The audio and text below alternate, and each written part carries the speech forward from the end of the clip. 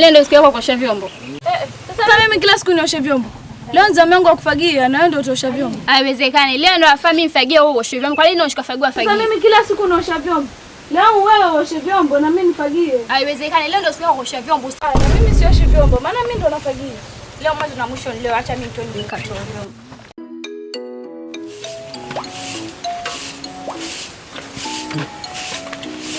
Mimi ndio kila siku naosha vyombo. Mtu leo nzamu yake lakini ndio kata hivyo.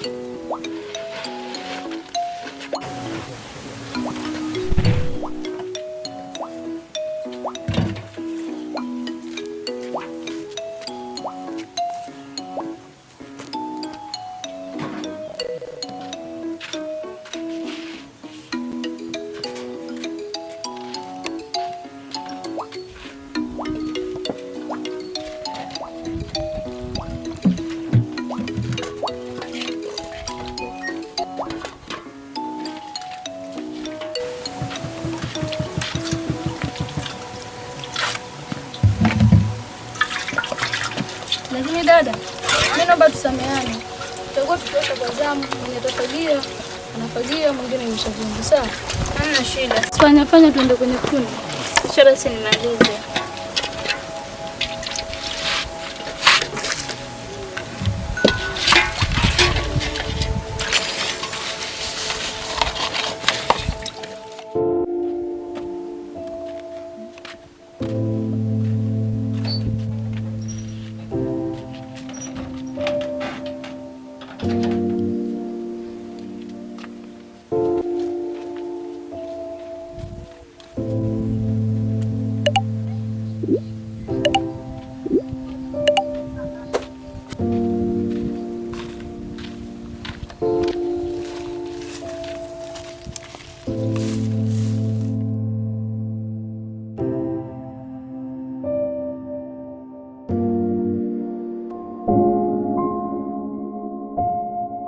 Kizibo, unajua toka mtu afariki alituambia tusiwahi kukanyagua msitu wa Guni.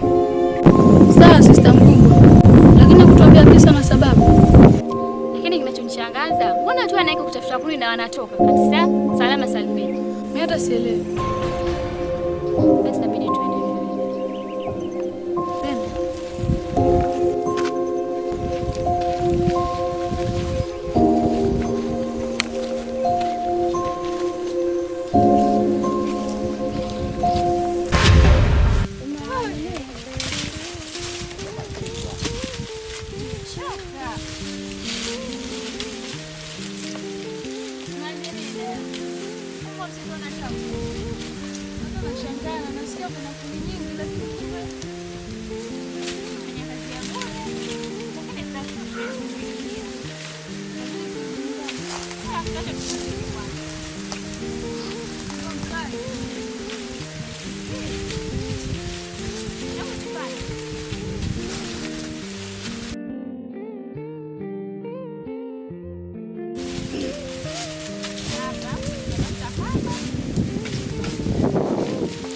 Ila dadangu, unajua asubuhi ulikuwa umenikasirisha wewe.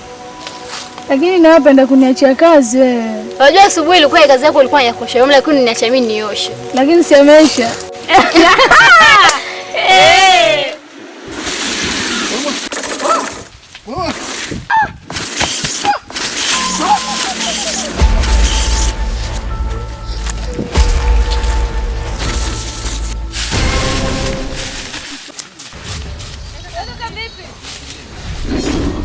Hata sasa tuna maji. Sisi tunaona kwenda.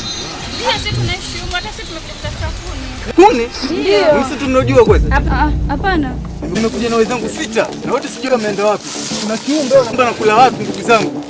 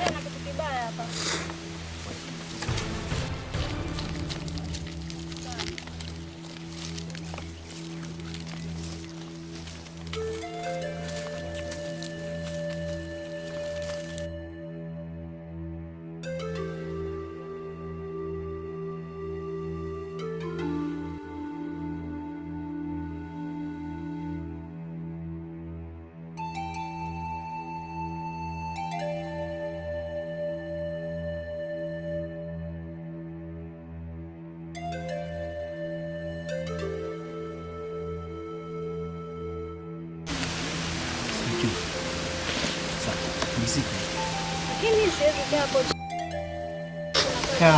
Si mimi nipo mtu yako. Nipo.